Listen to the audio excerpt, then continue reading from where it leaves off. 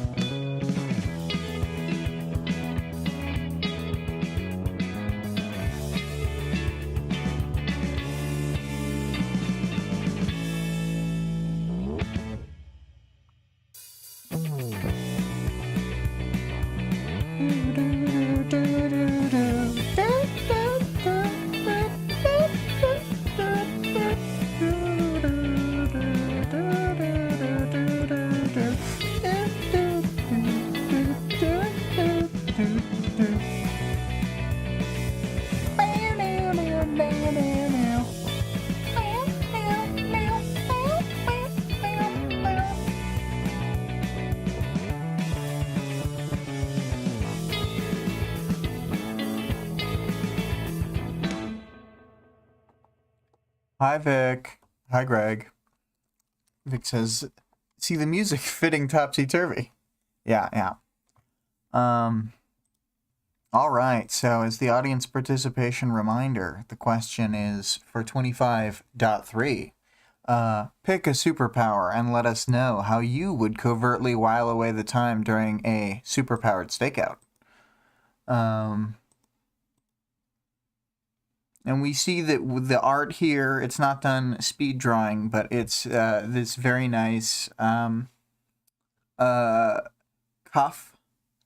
being saved by Taylor when they are in the altered gravity and having a bit of a hard time. Vic says, Cuff is falling! Yeah. It's true. True. Imagine if she pulled a Lion King. You mean if Moksho had made a herd of wildebeests out of the cars, and then Weaver said, "Long live the king," and then dropped Cuff to get smushed. Vic says, yeah, and then they all ate bugs. Yeah, I suppose that's true. It's like that portion of the Timon and Pumbaa where they needed to eat a bunch of the bugs to sustain themselves. I can't believe that that Cuff was Mufasa, though. And that Weaver is both Scar and Simba runaway. This is becoming very complicated. But here, now that the speed draw is done, we can see the beautiful swirling snow. I think it looks good. I didn't really know exactly what to picture for Cuff's costume, but I like it. Yeah, so the themes for this chapter, I put pushing limits. Taylor's stakeout is technically fine the way she does it, but she's clearly going against the spirit of the rules. Then on top of that, she starts bending the truth, omitting things, and, outright lying about the situation. Vic says, yeah, Taylor describes people's costumes kind of less and less as time progresses. Yeah. Yeah, it's true. It's true. Other themes, I said waiting for just the right moment to strike. The stakeout itself is like a microcosm of Taylor's general plan of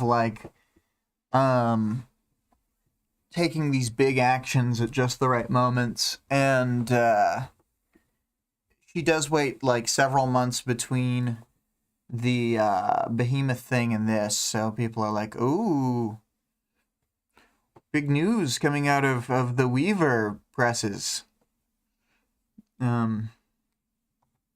Maybe she should start weaving together her own newspaper.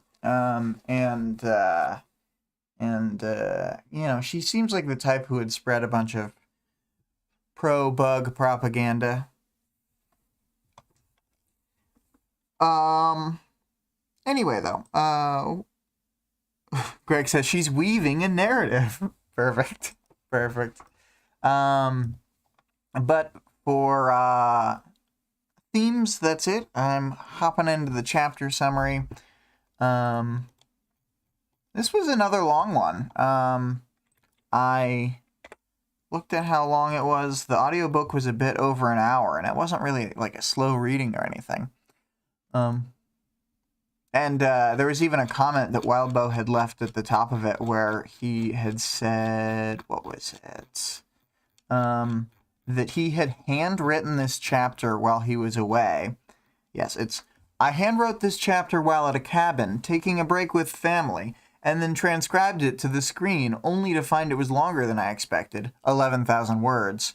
Hope it's acceptable. Thanks to everyone who took the last 2 chapters and typos in stride. I wrote both in a 24-hour period, 25.1 from 10 a.m. to 11 p.m., 25.2 from 11 p.m. to 10 a.m. before leaving for vacation. I had no internet access while out in the middle of nowhere. Beautiful nowhere, though, and was tearing my hair out, wondering what the reception was. To see that people voted on top web fiction and seemed to enjoy it meant a lot. Thanks, guys, and thanks for reading. Always love to hear from Wildbow. He's in the comments like every chapter, interacting with the people. But I do my best not to read the comments every time, because they can be like a terrible rabbit hole, seeing into the minds of the type of people who are online reading a web fiction, which, as we all know, are terrible, unacceptable minds.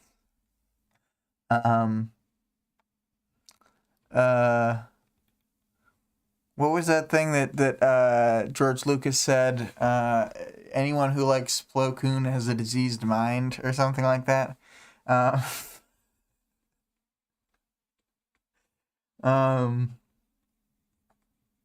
Anyway, I think it's kind of funny that Wildbow's always like, oh yeah, I tried to write a normal chapter, but I wrote a huge chapter by accident. So, to begin this, Taylor is on a stakeout. It has become a nighttime stakeout, but it was an all-day stakeout. She's been here for like 8 hours, and this is, of course, peak Taylor shit. She's been waiting like perfectly still by herself on this frozen rooftop. She does have like a heating box and stuff, but even so. She's like been sitting there tracking people's movements with bugs and thinking up plans. A bunch of typical Taylor activities. She says that she wasn't even allowed to read or listen to music. So she was just, she was locked in. She's talking to Grace over the radio, and at various points earlier on, like during the daytime, Wanton and Annex had been up, to keep her company, but she's gotta, check in every 5 minutes since she doesn't have anybody to keep her company. Grace is on the comms, but that's sort of immaterial. Mainly it serves as a reminder, like, Taylor is thinking about how, and says about how, checking in every 5 minutes makes it even longer. She can't even get lost in her thoughts.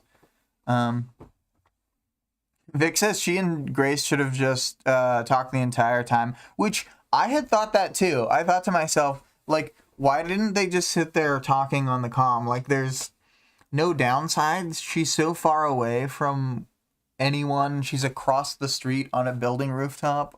It's fine. And then Vic also says Taylor doesn't have conversational skills to talk for 8 hours. Well, she only, while true and a good burn, she only really would have to talk to Grace after like Wanton or Annex leaves, whoever left last, you know. I do think it's funny that she says hyperbole. That's not like you. And then Taylor says it's been a while, which is referring to her being up on the roof, but also to me referring to how she used to use hyperbole a lot. Vic says, you know, she just sat in silence with them too. She's so awk. No, she's okay. Listen. She has not had the best chance to like flex her muscles and stuff. But like we see her in social situations in the book, and she makes small talk even with people she like doesn't like or feels guilty around or stuff like that. She's fine. Vic says, Cuff couldn't contain herself when she did it later in the chapter. She's like, stop being a freak.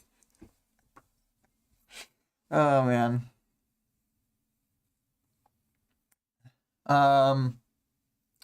Yeah, she thinks that Taylor's being a freak when she's focused on other stuff, not when she's small talking. Vic says, yeah, but she can't have more than small talk, but less. She can't have more than small talk, but less than deep talk. Yeah, I suppose you're right. She's not good at the middle ground stuff. She kind of would probably, like, jump to, Grace, don't you see that following me is the only way we're going to save the world? You have to turn against the directors. I mean, is this being recorded? Yeah. Vic agrees with what I just said. Exactly. Yeah. All right. You've convinced me. She can't stay on the comms with Grace. She'd get in trouble. Oh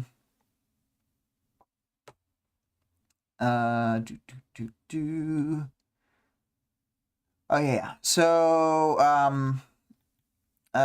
you know, Taylor is lamenting some of her actions on the far end of this stakeout, but then thinks about why she's doing it, explains to us, the audience, that it was okayed because of the fact that there would be all these various things, the check-ins, the fact that she's doing it theoretically on her own time. She's not, like, doing this officially as a ward for the first, like, 8 hours. Then they're like, but since you're already in place and checking in constantly...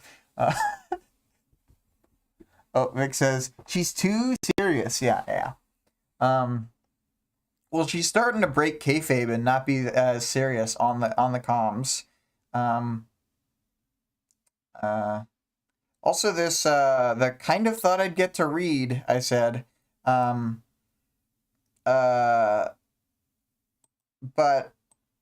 I had misremembered this chapter until we reread it. I thought she did a thing that maybe she does in a later chapter, or maybe I made it up in my head, but I thought that she did a thing where she read books with bugs reading Braille words. Because that's the most Taylor-ass thing, and for some reason I thought that was real. Maybe it will happen, and I'll feel vindicated later, but right now I'm just like, that it's not even in the chapter. So... yeah. This is the first time in a while where I've had where I felt like a major discrepancy in my recollection. Like I remembered a thing that just didn't happen. So I'm like, I don't know. Anyway, so Taylor's been there all goddamn day. Revel came on to shift 2 hours ago and then started things moving on the back end. And Taylor has, like, talked about, like, detailed not only to the previous crew, but also to Revel, how she has been able to find drugs and guns, and they've sort of doubled down on the paperwork and verified the information. Greg says, I don't recall her doing that. Would make sense, though. I think that I've created a Taylor lore by accident. fake lore, in fact, about Taylor reading Braille. Let's see here. So then they got all the things moving. Taylor's still waiting for just the right moment. She's thinking about how if this went bad, she had wanted to run away and rejoin the Undersiders, but then she keeps being like, no, I gotta stop thinking at every turn that I should run away and rejoin the Undersiders. That's not the greatest first instinct.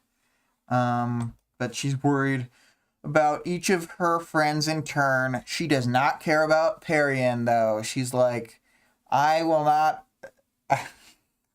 think of her. I will think of Imp, Gru, Rachel, Tattletale, Sierra, not Charlotte, and the general idea of the boardwalk. So,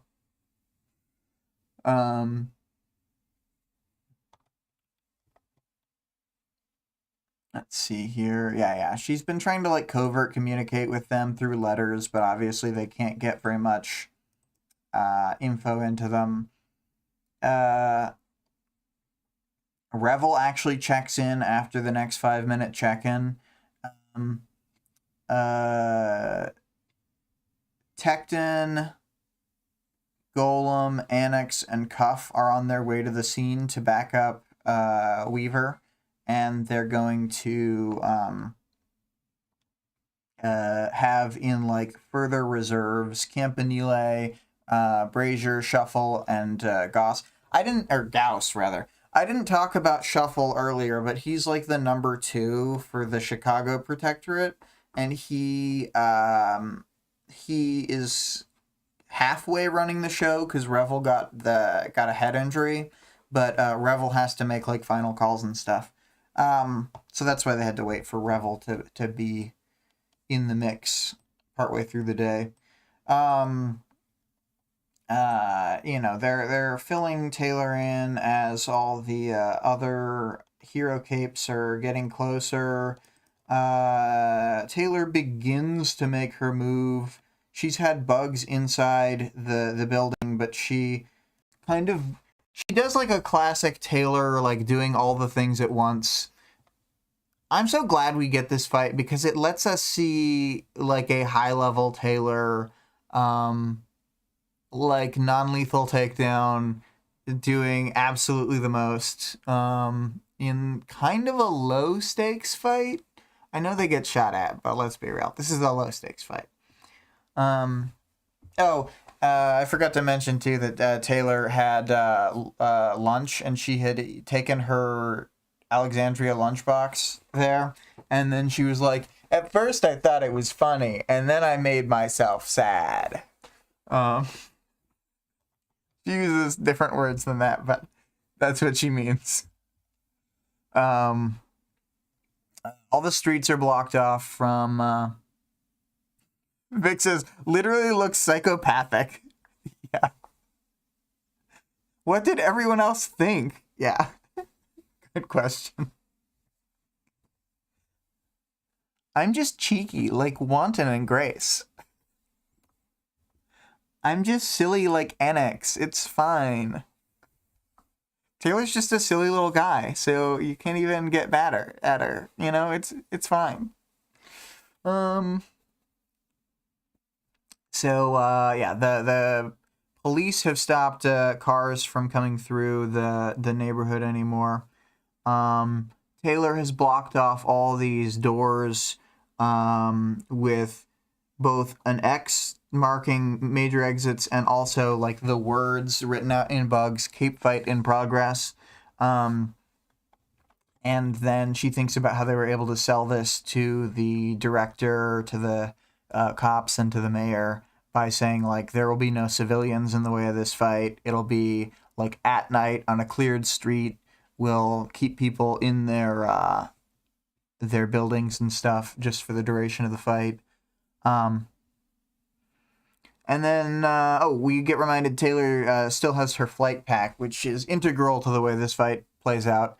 And she she leaps down from the building, you know. And Cuff and Annex show up to help her, and Annex, we've seen, can like flow through walls and stuff. That's cool. Taylor takes a bunch of time to like slowly steal all the phones from all the people. Oh, Vic said Taylor's like Winston and New Girl with her jokes.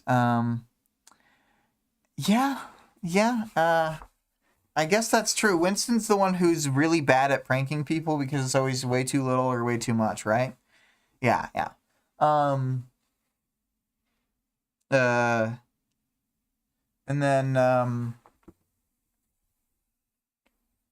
let's see here. Yeah,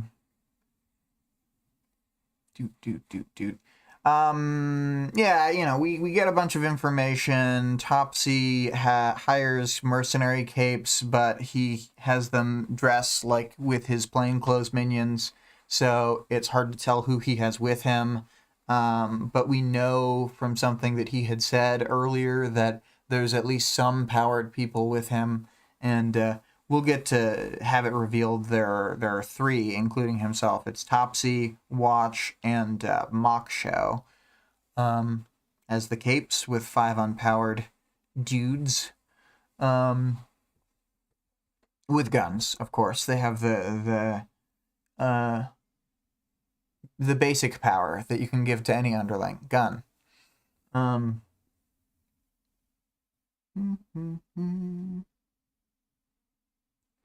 And Taylor has stolen all the phones so they can't communicate, and has put bugs inside of all their clothes and stuff. And then when she sort of goes, when she's like, okay, mask off time, then she starts biting apart like the linings to all their jackets and like destroying their like good winter shoes and stuff. And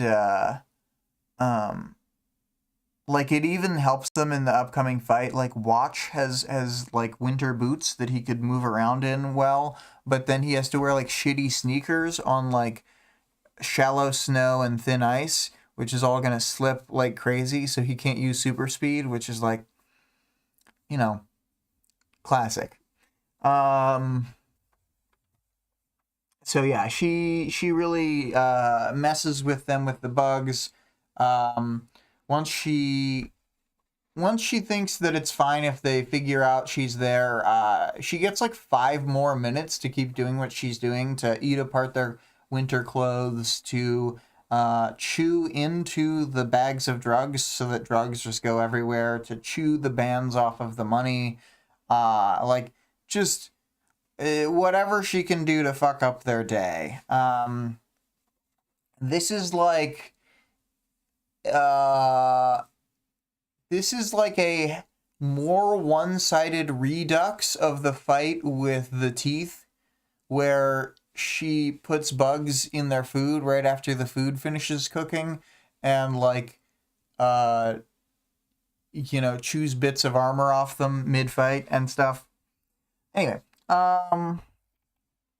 so she's by herself got these 3 capes and 5 standard mooks on the run. And she's then, meeting up with Annex and Cuff, and they this is when Cuff is like creepy when you do that, because she points upstairs through the ceiling at where or maybe not through the ceiling, like up through the wall and up ways, directly toward Topsy. And then whenever, I guess Cuff can read Taylor's body language, because she says zoning out, and it's like some people can tell she's doing that, but most people can't. Taylor says, Cuff is tired of Taylor being weird and silent. Although I will say, Taylor's not being weird and silent up until that point. She first, in a very human gesture, asks Annex if he's doing okay. Like, that's the very first thing that she does there, after they actually meet up. And then that's when she sort of snaps her head up. Weird silent Taylor pointing the direction like an evil scarecrow. She is like an evil scarecrow.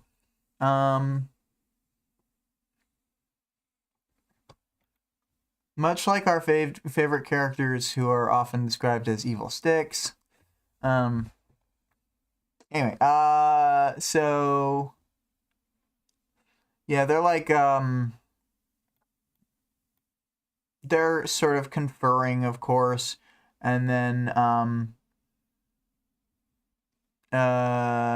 she informs, Grace and Tecton, leading the other groups, both the comms and the other in the field group, that they're in position, and then they start the full move in. They're being very casual, like especially Annex. He's like moving around the interior of the building. He's he fucks up a bunch of stairs, which really screws over like their attempt to flee, because like some of the stairs break under their feet, some of them are already slanted. Like it's just a whole nightmare of a situation. And it's kind of funny because he's like, yeah, I'll circle back and fix the stairs, because you don't want to leave the stairs in a public housing build. Well, not public housing, but you know what I mean, in just an apartment building, all fucked up. Annex is like a power player, I would say, because Annex is constantly enabling them to fix the damage from their ward shenanigans. Like, they couldn't just run around fucking up streets and stairs and all this stuff if they didn't have Annex to clean up the damage. So, he's a pretty... got a pretty awesome power. Like, it's like Wildbow thinks up. Sometimes I forget how many, like, because I'm just so used to parahumans, but like Wildbow's powers are so much cooler than most superpower settings, which like usually have a guy that punches hard, guy that does laser, maybe guy who hits you with a specific type of weapon like hammer or sword, guy who talked to fish. Just, yeah. Anyway, Annex's power, pretty dang cool. Toph sets up a spike strip outside of the escape route that the trucks that they're going to use have. And then, all of these, people, they don't really have a way to see the spike strip in the gloom when they're still getting bitten by bugs, etc. Greg says, even the worm versions of those powers, like Alexandria and Legend, have more to their powers than just the obvious. Yeah, Alexandria's got a bunch going on. Like, she's got super brain on top of being, like, the flying brick. She also notably she's not a cape like Superman would be, where Superman has, like, his invincibility, his super strength, flight, ice breath, laser vision. Depending on the setting, he can kind of time manipulate. Like, he's... I don't know. It just feels like he's got, like, such a weird suite of powers. I think he can even, like, run super fast if he's not flying, which is, like, also silly. But yeah. But Alexandria is kind of a more, like, she's subdued in some ways, that she doesn't have, like, all these, like, powers all over the place, but she's got, like, a really specific thing. Like, she can't be healed because her power is, like, her defensiveness comes from, like, her being so locked, her being, like, so indestructible and locked together, but she doesn't have, like, healing on top of that, so when she gets half her face knocked off, then even super healing can't, like, undo the detrimental part of her power that's keeping her from healing, which is kind of interesting. And then, like, Legend, yeah, the fact that he, like, turns into a laser and, like, the fact that he has a reactive defensive portion of his power that's the laser thing. He can turn the lasers at like angles, which is crazy.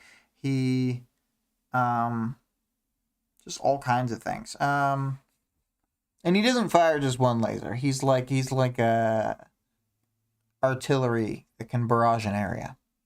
So yes, tons of twists. It's never straightforward, even when it seems like it's about to be straightforward. And there's like a lot of trick powers and stuff, like at the beginning of the story when you think that like that Glory Girl just has the same power package that Alexandria has, but worse. But it's like, no, it's a completely different power set. Very little overlap, really. They both fly.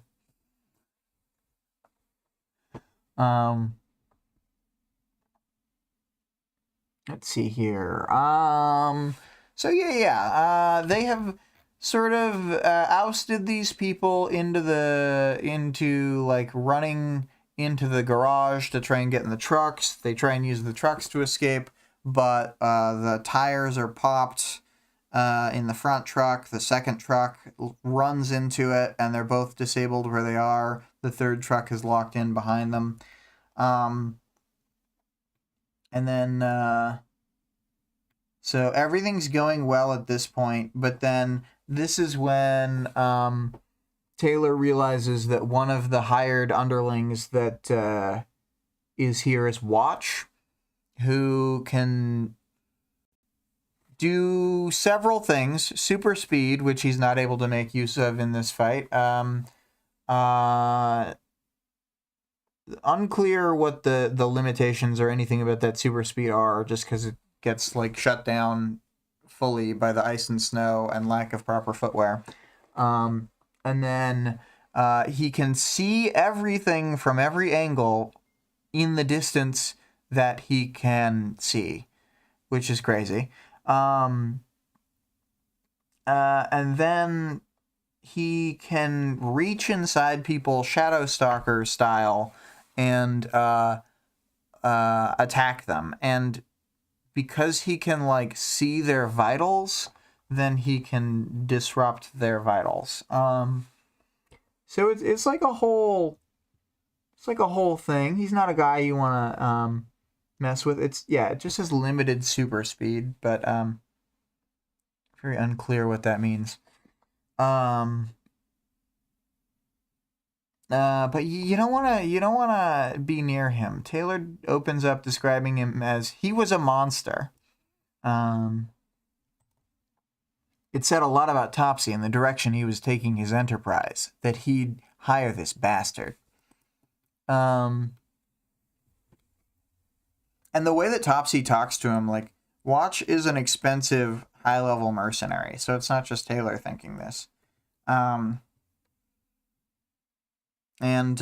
Topsy starts using his power. He's throwing Taylor and Cuff around. And then this is when we get this moment, actually. My flight pack kicked to life, and the wings unfolded so I could use the propulsion. I reached for Cuff with one free hand, nearly grabbing one of her braids, but found her wrist instead. Felt her hand clasp my wrist in return. Snow and ice pummeled us as it broke free of the sidewalk and flew skyward.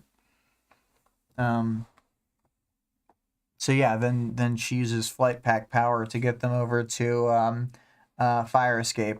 And so while they are getting like thrown up and down, they're using the railing for leverage, and they're they're not dying, which is good.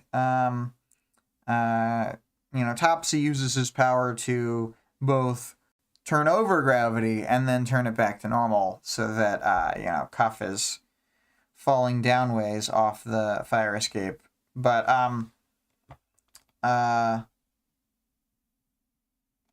they're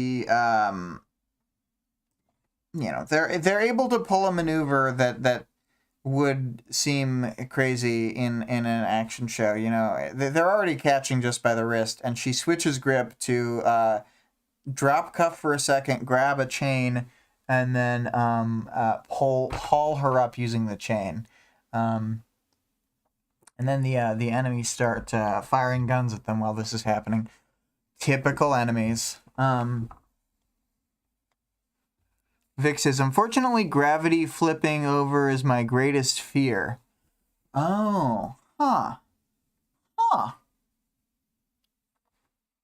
You may be kidding, but I'm thinking about, or not kidding, but I'm thinking about weird abstract fears, and like that joke from Freakazoid where the kid is like, the scariest thing is if all of the air in the world turned to wood.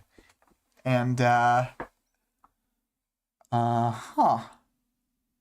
Vic says, that's always why I stay close to walls.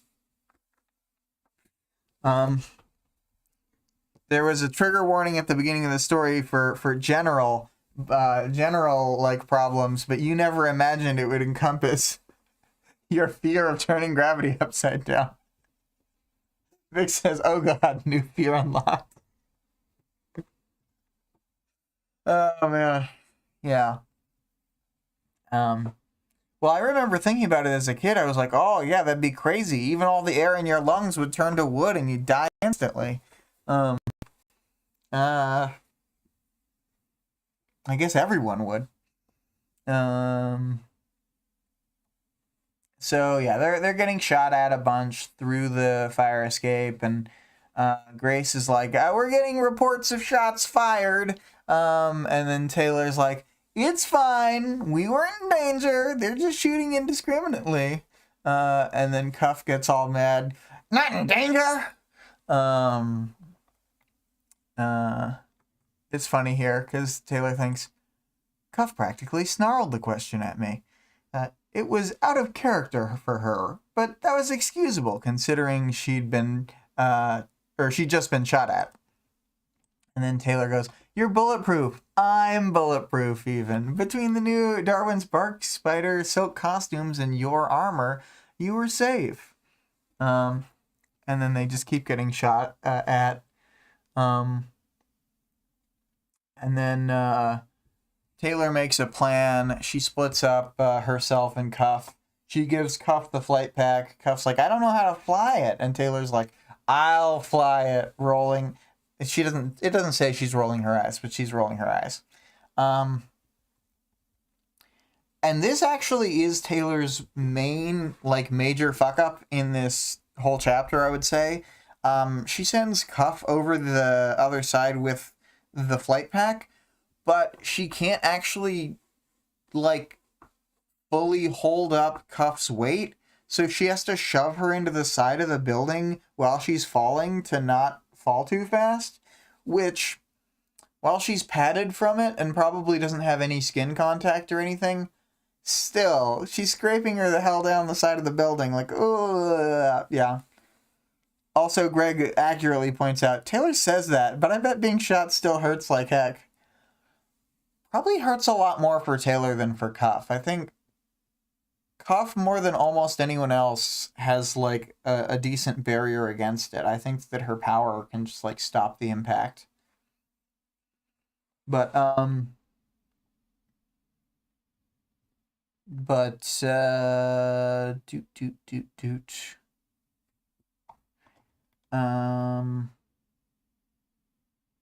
maybe she doesn't have the speed of power use to actually make that realistic. We never see from inside Cuff's perspective. Vic says, I think Taylor did all that on purpose. Aw, I don't. I mean, I believe what it says here. Propulsion and anti-gravity together weren't enough to slow her fall. A miscalculation. She was too heavy with her armor. I promised myself I'd owe her one and slowed her the only way I could. Covertly punish Cuff for her cowardice. For being a beta, you mean? For reminding yourself of you? You should never have admitted it. Um. Uh. Bu- bu- bu- bu- bu. So she hits the ground. She doesn't seem to be injured and like jogs forward. She comes around the corner and it's like, oh no, Moksho is here. But then Cuff is able to run up to the truck, and Taylor compares Cuff hitting the truck to a train hitting a stationary car on a train tracks. Which hopefully it doesn't do the backlash damage to Cuff. I don't think that was part of the metaphor, but a train will get derailed and destroyed by doing that. So, not a good way to take out a car. And then, but I think it is awesome to think of. That is one thing. I do want to see. It would be cool to see an art of Cuff punching a partially transformed truck. I guess I don't know what the transformation is like, if they just sort of rearrange existing parts or if it has like a face now or what, but I want to see this mega truck standing up trying to punch Cuff, and then Cuff boxes the shit out of it. I do like that Moksho had no way of knowing that she had just come up against like one of the worst possible opponents for her to fight.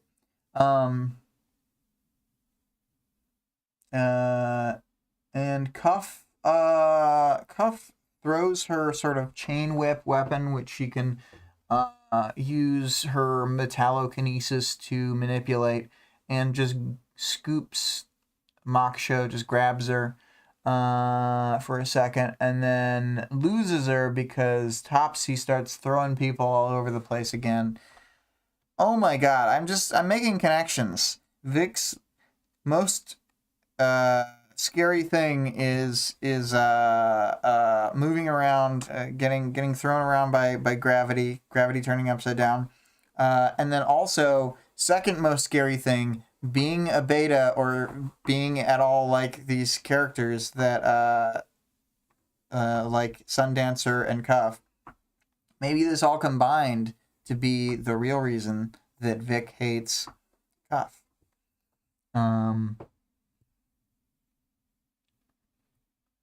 Something to think about. It makes you wonder.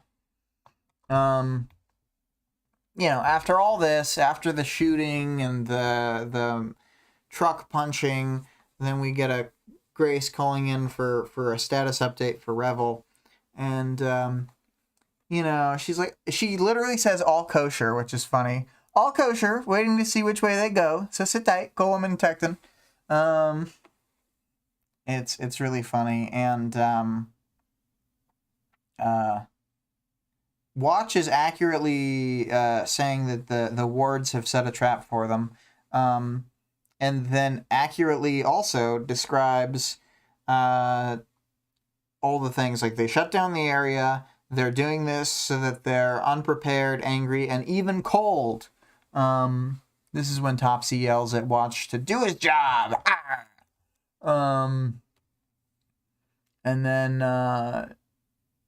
Watch says they wanted them mad enough to fight, so they shouldn't, so they start running away. And then Watch starts picking bugs off of all the people around him, so Taylor loses her clairvoyance to their situation, and can no longer listen into what they're saying. But even though she doesn't have like a perfect trace on them, she still has a visual on them, and they're just surrounded so thoroughly that they can't really get away. They start trying to move away. Taylor signals to them that Watch is coming, etc. Revel is like, Watch, and then is like pissed that they're sending wards in to fight Watch. and says the Protectorate should move in. Taylor counters with, you let them face Behemoth. And then in one of those moments, Revel says different story. And then people like Scott from We've Got Worm would go, is it a different story, Revel? And then Taylor says that they're safe. More danger and derailing the plan. And then Revel's like, this is terrible. And then allows them to do it, but it's clearly against Taylor doing this and, going forward in the conversation to a certain degree. But after getting the go-ahead, then Tecton and Golem start setting up barriers, and they set a bunch of walls.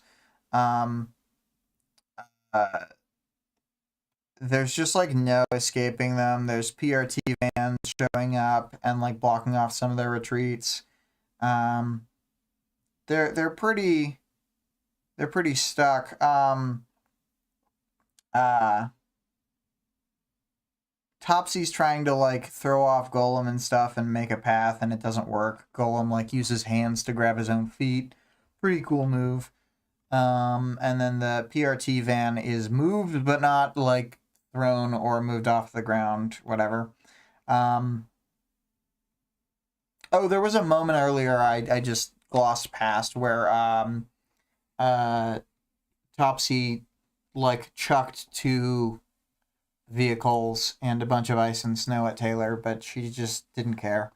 And she was like, it was to cover their retreat, but they were retreating directly toward Tecton and Golem, so it's fine.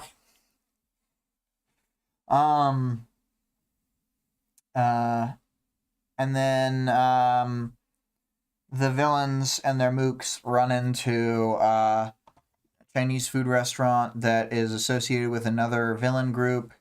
The Folk, we don't really know anything about them. Like, I can't even pull any details off the top of my head aside from their other established Chicago villains.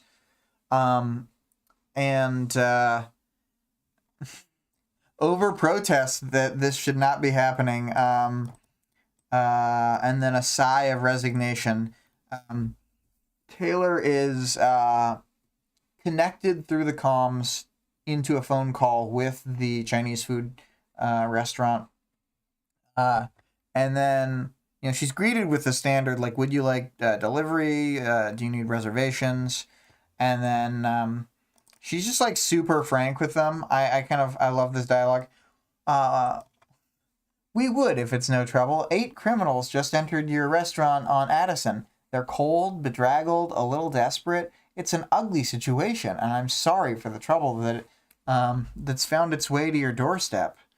And then at first the guy on the line is trying to sort of avoid the conversation, saying he doesn't understand. And then Taylor's like, it was trouble they started. They crossed lines, and now that we're coming after them, they've come running to your place for shelter. We can hardly offer anyone shelter. I know, but call your boss if you need to. Let them know that the heroes aren't going to start a fight, but the villains inside the building need to leave and get taken into custody. If this goes any further, we're not going to press you, but it's going to draw attention. People will wonder why the bad guys are hiding there. And then the director comes in, assumedly just on line to Weaver's ears only. Weaver, you don't have the authority to make promises or offers. Right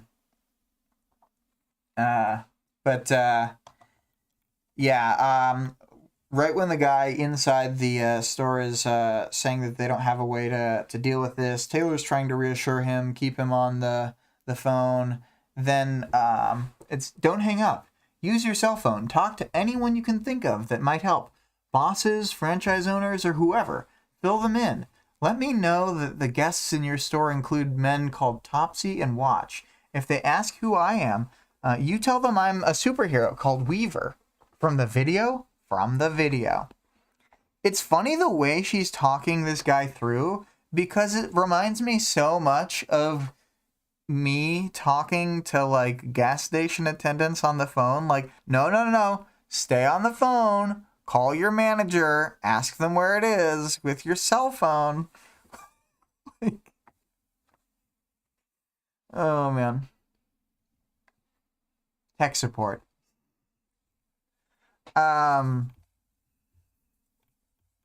So Taylor tech supports them through this situation. Instead of having to call the boss at some point through some signal, which I would assume is like the folk have the phone tapped and listen to this conversation, then somehow covertly communicate through a visual signal inside the restaurant to be like, Topsy leave. And then Topsy does leave. Although, let me double check. I think it's just... I think it's just... Oh, and Taylor, by the way, Taylor has to,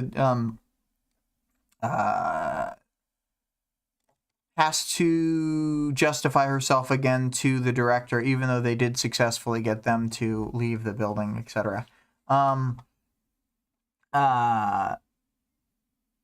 But only the 3 villains leave. Yeah, okay. I think they let the mooks, the underlings, stay. Oh, no. I'm wrong. I could see the body language of the 3 villains and their henchmen. So, yeah, all 8 of them left. I think it would be funny if the unpowered people were not considered important enough to kick out into the street. But, be that as it may. So they're all defeated. Once they're out in the street, Topsy like breaks the window of the place by kicking it, which I find funny. And then they sort of run into a storefront and stuff, and then they Taylor forces them out with bugs, and then they have like basically secured the victory, but they're just super careful about it. They use containment foam on Watch and stuff, and then it was like a total success, I would say. Probably have to use Annex to fix all the streets. It page breaks forward to them with Moksho in custody. Moksho is a teenage girl, probably imp-aged, and Taylor is sort of watching over a screen outside, like on monitors, and Revel and the director, the mayor, and the police chief are all talking to each other, and then Taylor creates a swarm clone inside the room with Moksho, and then instead of, attacking her with the swarm clone or whatever Moksho thinks is going to happen, Taylor says, "Let's chat off the record." Moksho is a classic foul-mouthed teen. She is not gonna work with Taylor. She's gonna yell at her. Taylor is trying to say how the game is changing. There are sort of factions out there who basically think the world is ending, and even if Moksho is dealing with people who don't think that, then they're still going to be more inclined to be like more severe than in the past. So Taylor's trying to basically play hardball to get Moksho to join the wards for court leniency. And then also basically says she can be constructive as a villain, but she can't keep doing what she's been doing. And I like, yeah, she's saying like, she picked the wrong people, signed up with the wrong people. So by being associated with Topsy and Watch, even though she's like a new cape, she's gonna have stuff come down hard on her. But where is it? It's fucking Rich. You're just pushing me to go join your old team. which I really like. Yeah, Vic says she's clearly trying to get her to join the Undersiders. Yeah, for sure. But I like this earlier moment too, where it's boop,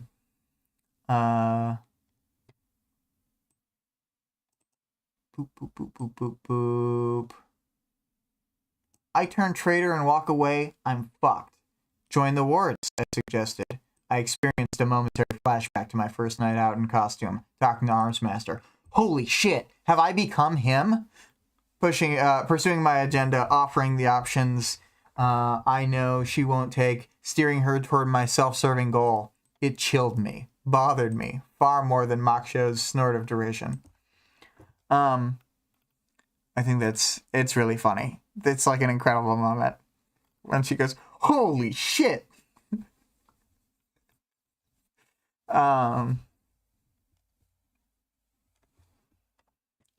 Yeah. Vic says, the horror of becoming your parent. Yeah, oh no, I became my caped dad. I didn't even become Dragon, my caped mom. I became goddamn Armsmaster. And then this is a moment where you could take it two ways. You could take it like, oh, there was a moment of vulnerability and then Moksha changes her mind and covers up for it. Or you can take it like I'm taking it for comedy purposes, like Moksha is doing a really, really good bit where she goes, I gotcha.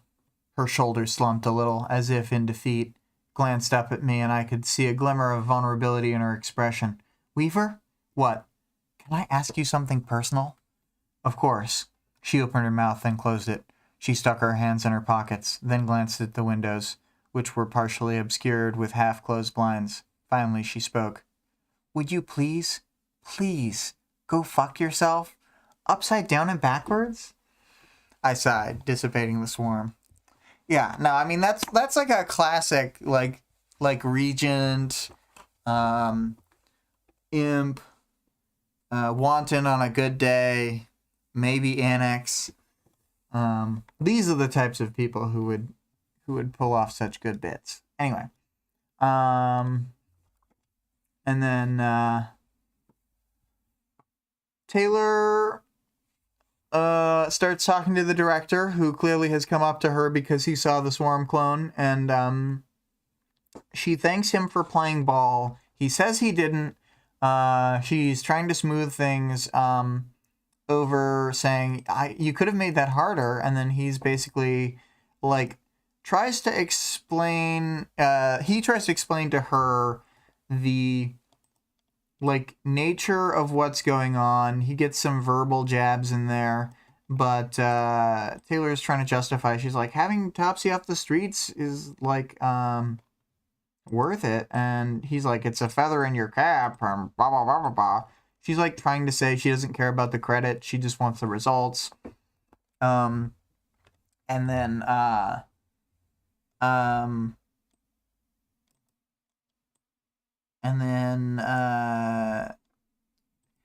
they keep sort of going back and forth with like, I could do this, and then saying like, yeah, but it's not worth it. And then they decide they're sort of in a little stalemate.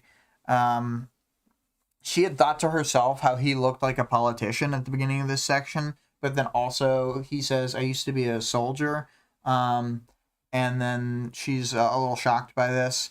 And then she this is in the midst of her trying to say, it's kind of crazy out there. In the midst of a fight, you lose track of stuff. And there's when he says he used to be a soldier. And then he gets a really, really good dig in at her, because like they both know what's being left unsaid and stuff. But it's like she's been a cape for a year, but she's been through a lot. And then he goes, I'd hoped you were better about minding those details. And it's like, obviously he knows that she's keeping track of it, but he gets to be like, sounds like if you really didn't know that info, then you kind of suck at your job. and gets to leave it at that. Taylor keeps trying to investigate into, like, this is a win for both of us. What's the problem? And then he's like, I need to keep things in balance with you. We can't come to a compromise. We can't come to an agreement. Anything that's verbalized, anything that's put into words, you will find a way to circumvent it, whatever. So this is going to be a balance. You will have to deal with me fettering your actions.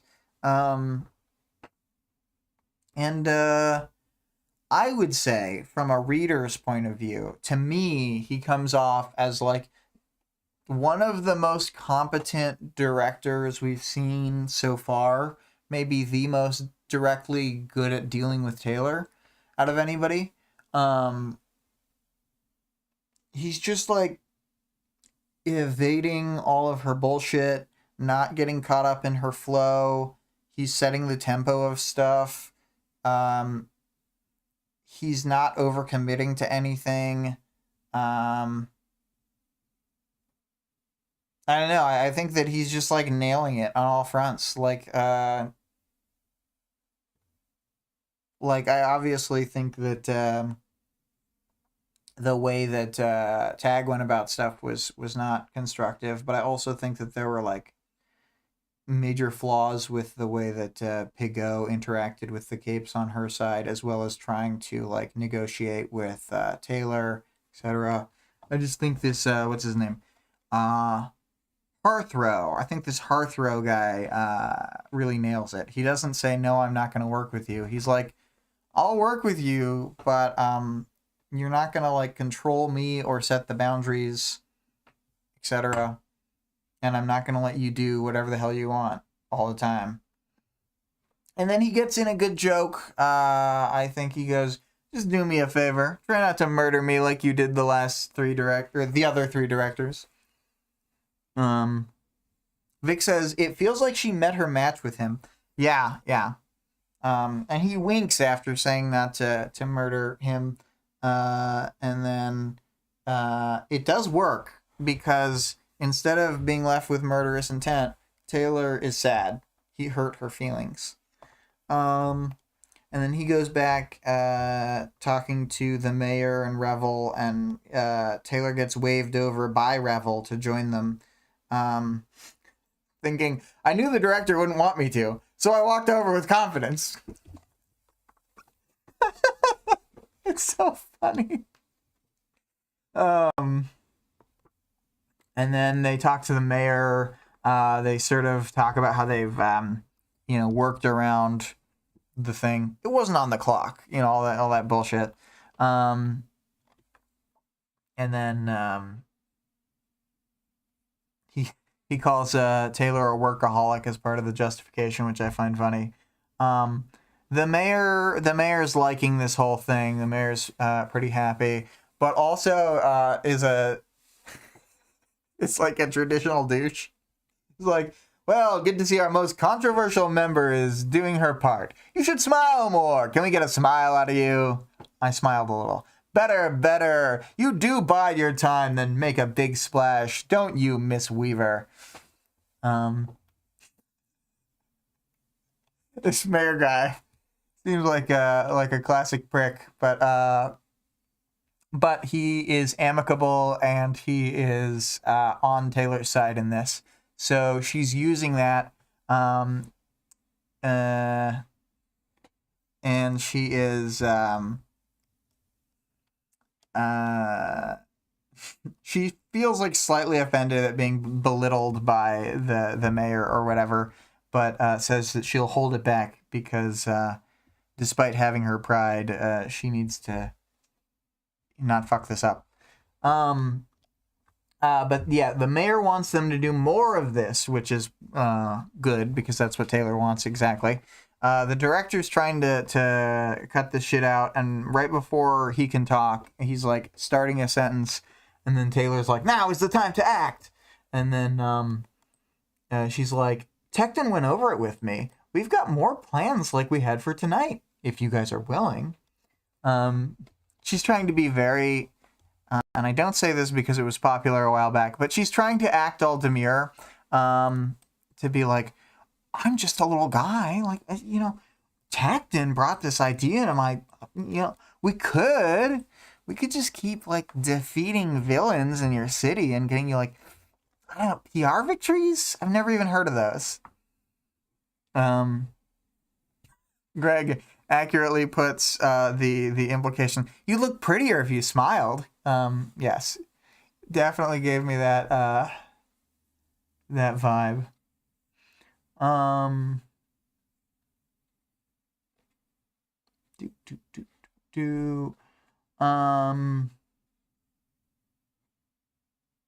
Also, it was funny because I was like looking down the chapter to remember what the director's name was, and like the first like 20 times they say his name, it's just director, and they finally say Director Hearthrow.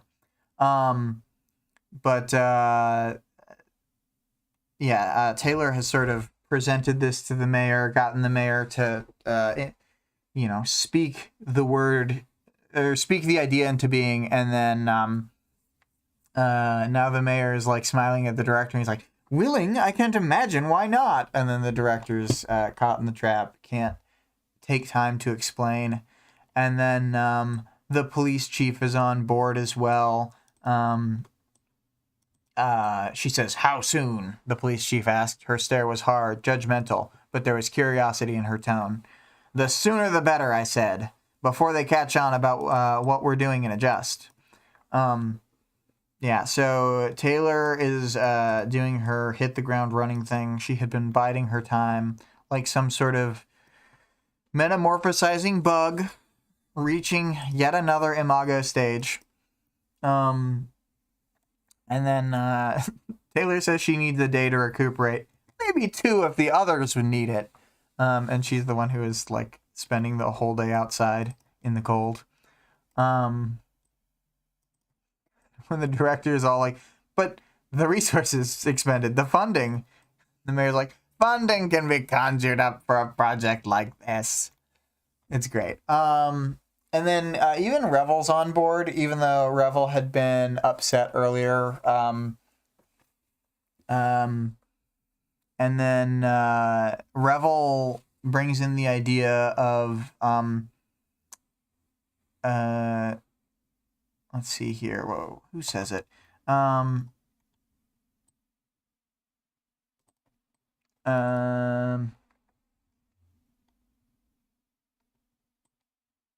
yeah, can we do this with the Protectorate team as well? Switch off with the miners. And yeah, that's when Revel's saying it's a good idea. And Weaver is positioning herself in a way where she's not a Protectorate member, but she's somewhere between the Protectorate and the Wards. And she can operate with either group, is what's seeming to happen here. Because Revel is acknowledging that she can handle it like the Protectorate members.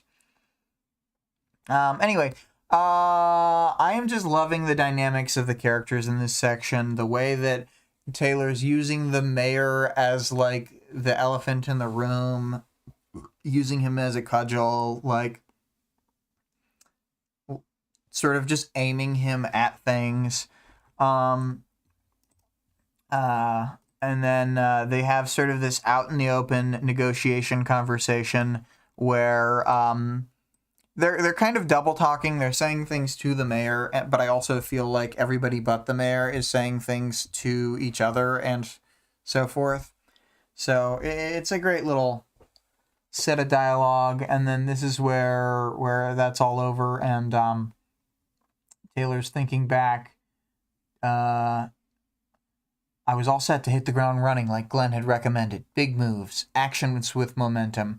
Here on out, I'd have to keep moving so they couldn't get me. And hopefully, in the midst of this, we'd be able to organize things for our potential end-of-the-world scenario. Eliminate the obstacles, big and small. Train up the rank-and-file troops. And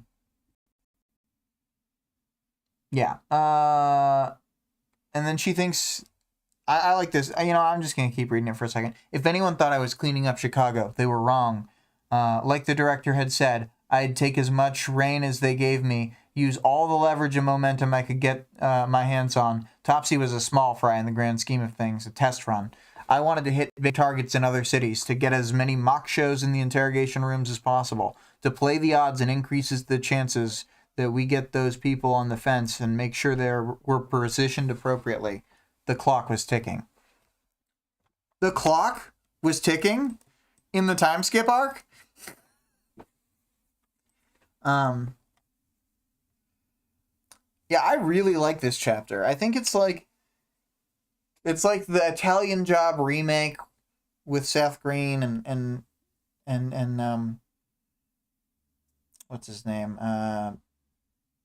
Jason Statham, all those guys, where like when I'm not watching the Italian Job, I'm like, yeah, it's a pretty good movie, but I can definitely remember every time I rewatch the Italian Job, my brain goes, wow, that's better than I think it is when I'm not watching it. So this chapter sort of holds up. Like, I don't think it's a bad chapter normally, but I keep not remembering how good I think it is, which is very, very good. It's a chapter that somehow I keep underrating. Hopefully going forward, I will properly rate it. Final chapter thoughts. In a good way, this chapter left me wanting so much more. I'm eating this stuff up. I want to watch Taylor move her way through the underworld of Chicago. Then all the people who try to fill the power vacuum. Just sort of going from situation to situation, taking people down, tailoring, weavering. Yeah.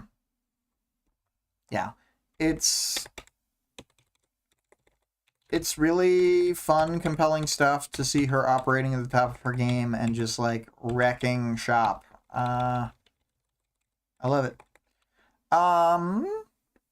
As far as arc stuff, another skip forward in time to the next big event. Other things are happening off screen, relationships are growing, and characters building. But we're just seeing the critical moments in the Taylor-Glenn plan. I don't have a name for this other than having called it right here, Taylor's Glenn plan.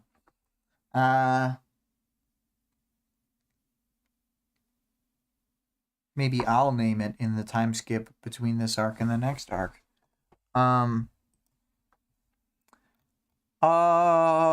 Another good chapter flinging us right along. I think this arc has 6 Taylor chapters, question mark? Let me look real quick. Yeah, 6 Taylor chapters and an interlude. So we're halfway through. But yeah. Characters. Also, they say it's been a year. I don't think it's actually been a full year since she got her, or since she started being a cape, like April, but I think it's like the next January, so it's been like a year since she's had her powers. Anyway, not exactly told a precise date. So for the characters section, Wanton, we only get him mentioned. He kept Taylor company. If you listen to what Vic says, she was just silently bug sitting there when Wanton was keeping her company, not even talking, like a total awkward weirdo. I think that Taylor's not that bad of a conversationalist. We always just hone in on her worst moments, but she does plenty of social engineering properly, so she clearly knows how to talk to people to a certain degree. Grace, on the comms, doesn't engage in the fight.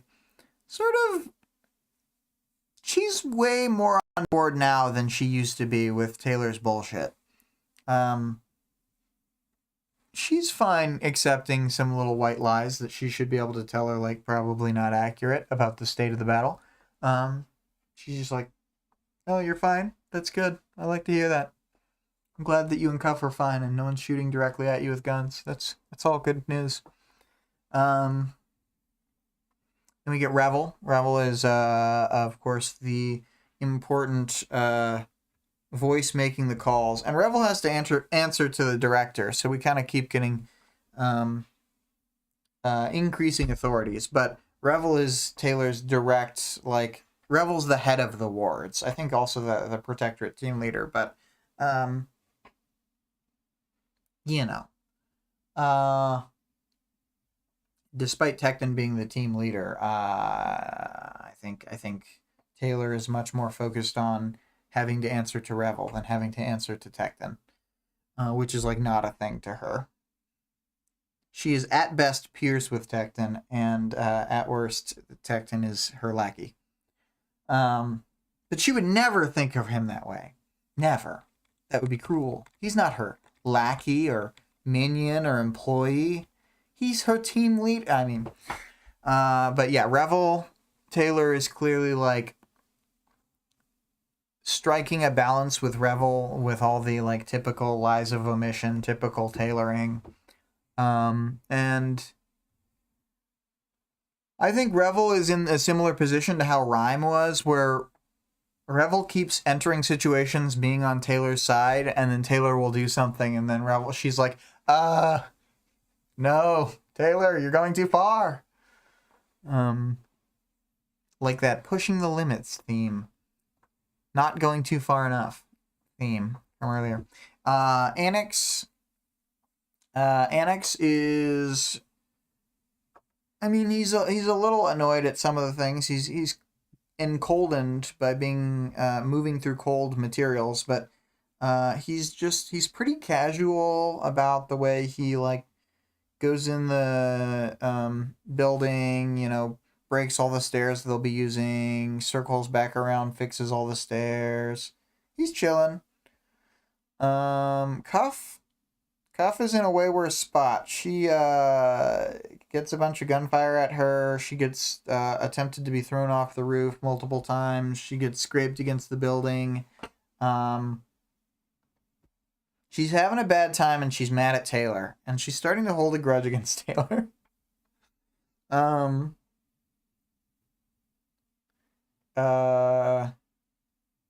Yeah, we can see that she is not on board in the same way that, like, maybe Annex, possibly Grace, definitely Golem.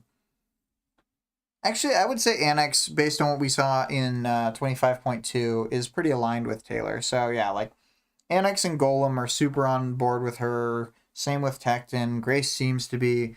Cuff isn't really. I think Wanton's pretty aligned with Taylor. I think Cuff's like the only one on her team who's just like, you're a fucking psycho. Which she doesn't say aloud. She just thinks it. And then, yeah, moving along. Topsy, he seems like he was a mid-level gang member, has a stupid name. He's angry in this situation for obvious reasons, but he seems like the type of guy who'd be angry all the time. That's just the vibes I get. Watch. Watch was really out of his element in this. He seems like someone who it's like a big win that they got him as part of this thing.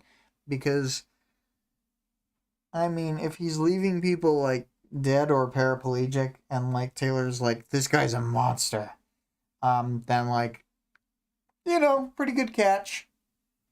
We don't get that much characterization other than he seems like pretty level-headed and very professional.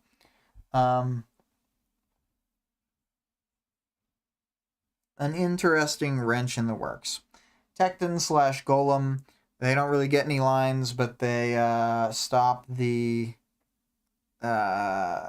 escape and retreat. They're part of just this overall larger project. The 4 heroes from the Protectorate don't really come into play. Campanile, Brazier, Shuffle, Gauss, all the PRT people. I mean, they form a, you know, large parameter, but they don't see any action. We learn about Shuffle being the sub-boss, like the number 2 to Revel. And, I don't think we had heard Brazier or Gauss before. I don't think we had heard or Shuffle. I think this might be the first time any of the three of them are being introduced, but very minor, very background. They're just filling the rosters. Restaurant Phone Guy, I thought he got good characterization for only being in, one scene and having like 6 or 7 lines. But he got to react to Taylor, and Taylor um, got to be a little over the top, being like, "I'm Weaver from the video." Um, so I like Restaurant Phone Guy. Mock Show. I don't really like the name Mock Show. I just don't think it's that compelling. It doesn't like super bother me, I guess. It's just like it's got to be a cooler name to come up with when you can turn inanimate objects into little minions. Also, it's implied at some like at the start to me, like when they're describing what her power does, that she has to do it on vehicles. But when she does it on the chain, I thought that was really cool. She can make little objects, animate objects too.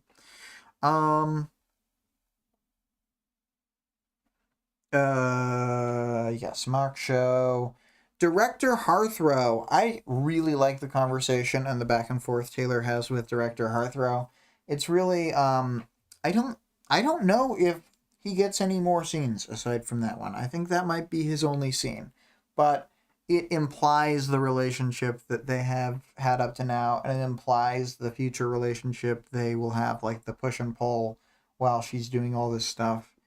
Um and I mean, this chapter overall is a really great showing of like Wildbow creating a character for like 10 paragraphs or something and having them be like really solid. Um, like obviously Hearthrow gets a little more than that. I guess I'm referring back to the phone guy with that, but um, and to the mayor kind of. But yeah, Hearthrow is like a perfect match for Taylor. He's like not approaching it the way that any of the previous directors did. He's not trying to just redux the same stuff. He's not. Uh, he's positioning himself out of alignment with Taylor, but he's not stupid. He's not doing. I don't think he's making any mistakes in his little argument thing with her here. And even though she jumps in and takes the initiative in the conversation with the mayor, I still think she's going to be a good foil, or he's going to be a good foil for her to like keep her in check in a way where she can both do her thing and not get in trouble with people further up the chain. He's like weirdly a good buffer between her and the rest of the people because he's not threatening to like throw her off the case or throw her off the team or put her back in jail. He's like, look, I'm not going to lay out my plans because this is like a little war between us, but like we're opposing sides here. I don't know. I thought he was a great little character. And then the mayor, interesting mayor, very typical, very politician-y like type guy, and yeah, I like the way that Taylor like perfectly guides this conversation. She wants to present the mayor with an option that is all upsides, no downsides, and like it probably still seems like from his perspective that he could cut the cord at any time and they might take the fall. But Taylor's just like, that won't have to happen because we'll just keep winning over and over again. And then yeah, mayor time over. Taylor time go. Taylor is doing a really good job pushing her luck just the right amount. Interacting with people, not going over the top when fighting with the director, not showing her weird nature in front of the mayor. She kind of has it really together in these chapters. I know she's still being deceptive like a bug, lying about things. But she is, I don't know, she's doing real good. She's thriving. She's thriving with the wards. So we're all proud of Taylor. We all think that she's really come a long way. I think I'm done with the characters section. I've talked enough about them. For the powers, knowledge, and world building, I did want to redraw our attention to Moksha was using her power to animate the chain and help herself out of it. Yeah, I thought that, like, just as a basic action to, like, I mean, if I was Moksha, I would just be animating every object I could get my hands on, just everything around me. I'll send little minions. A flood of minions. Even if they're shitty and partially ineffective, that's fine. Just hound the enemies. Plus, it's unclear to me, given that the initial scope of the power was not really, we didn't see the full breadth of it, because it was like, she turns vehicles into monsters, which is like just a thing she can do. Maybe she could make like a wooden crate attack Cuff, and then Cuff couldn't super mega punch it because it wasn't metal. You know, thinking about future ideas. You have to fight Cuff again. Watch has a typical power package type thing. And I think the fact that he like grabs people's organs and hurts them by phasing them. I think it's just kind of it's neat to get a villain who does the thing that I think many people probably thought to themselves, like, why doesn't Shadowstalker do this? And the answer for Shadowstalker is obviously because she doesn't want it to be traced back to her. But for Watch, the answer is, I think I will just grab people's organs and destroy them or whatever. Crazy power set, being able to see everything, moving super fast, and being able to phase grab the organs.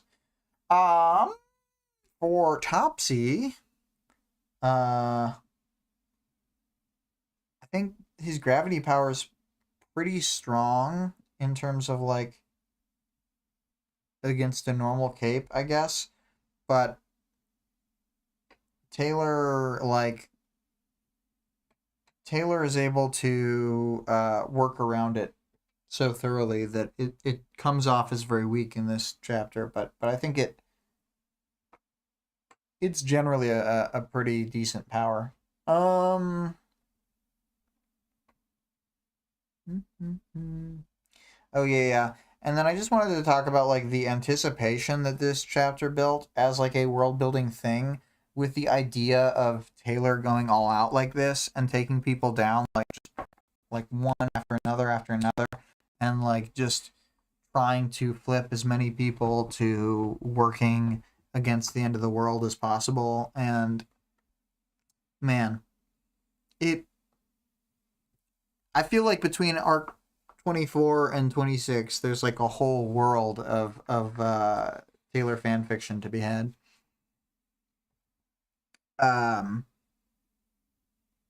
Just everything between those 2 points that happens in this, like, time skip era of arc 25, the many months that pass between each Endbringer attack, etc.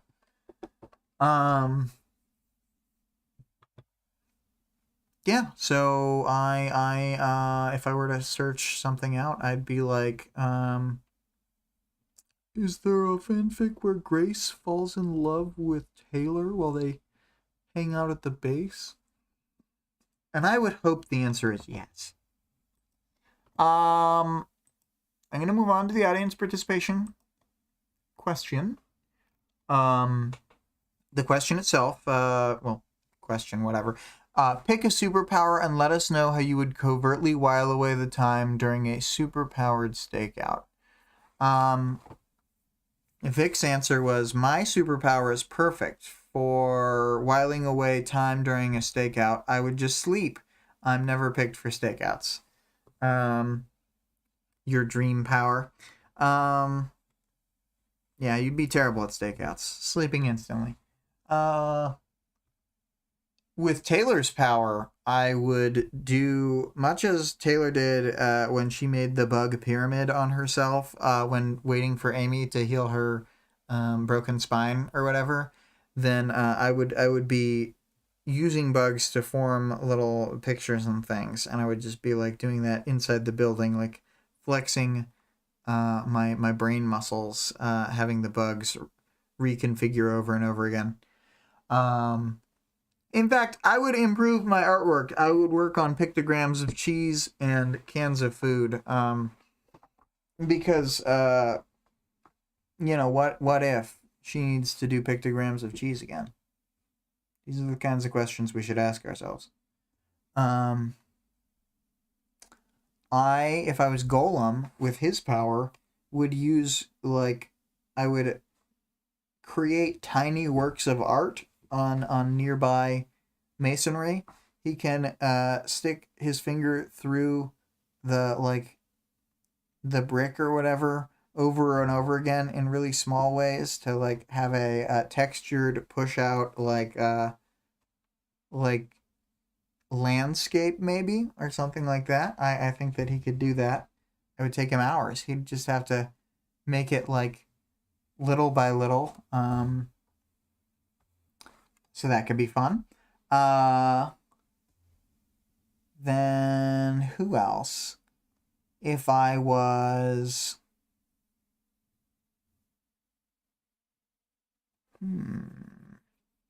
A lot of powers are really bad for whiling away stakeouts. You wouldn't want to have Trickster's power, because if you ended up using the power, it would might be very obvious that you're there. So you wouldn't want to be bored with something like that in your hands to tempt you. I feel like if I was Trickster, I would be constantly swapping things just to annoy people. I mean, he is called Trickster, and it is Kraus. We've met him. Yeah, I don't know. I think there's probably a lot of good ones that I'm not thinking of.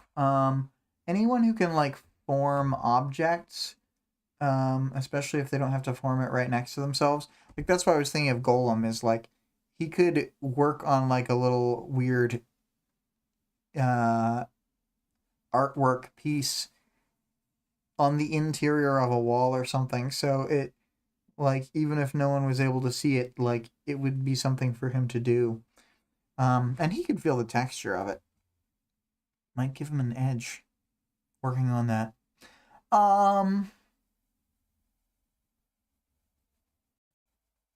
I think that's the main good one I thought of, is Golem. Every Tinker would just use the time to think of new Tinker stuff. Easy. So I think that's enough whiling away the time on that question. So yeah. Superpowered stakeouts. 25.4.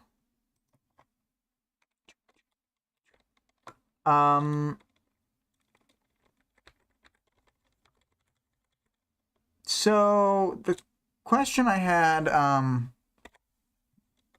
it's kind of weirdly worded, but talk about a villain, with strong thematic ties to the media they're in. And what I wanted this to be is how Khonsu shows up during this arc, and spoilers for next chapter, maybe a character named Khonsu has time powers and disrupts the flow of time, and maybe in this particular work, some of the tools of writing, like exposition, get literalized into characters like Tattletale. So I think the time skip is literalized into Khonsu, and I want to know if people think that there are other villains who really match the spot they're introduced in, like Khonsu matches this, or the overall work themes, like I'll talk about it at the end, but I think the overall villain of Worm fits fairly nicely as well with the overall work of Worm. So, yes. Question post, talk about the villain with strong thematic ties to the media they're in. Example, section. Yonsu was introduced fitting well. Boop. All right. That is about enough for this episode of We've Got Worm. No, this episode of Write Once, Read Many, which is clearly very different from all other Worm programs. This one, definitely unique. Original idea, do not steal. Oh, I don't want to go back to the speed draw. I want to go back to the music. All right, so the music you're hearing now is Crushed by ScarlettXOX. You can find her at twitch.tv/Scarlett_Rogue. Our Discord server link can be found in the description of the stream and the channel description. Greg says, we've written once, read many. Cheers to the stream. Thank you, Greg. Cheers for being here. The author of the work being discussed can be supported on Patreon at patreon.com/Wildbow. The full text of the work is available for free online at parahumans.wordpress.com. There is also a fan-made audiobook of the entire work at audioworm.rain-online.org. Yeah. I'll let that outro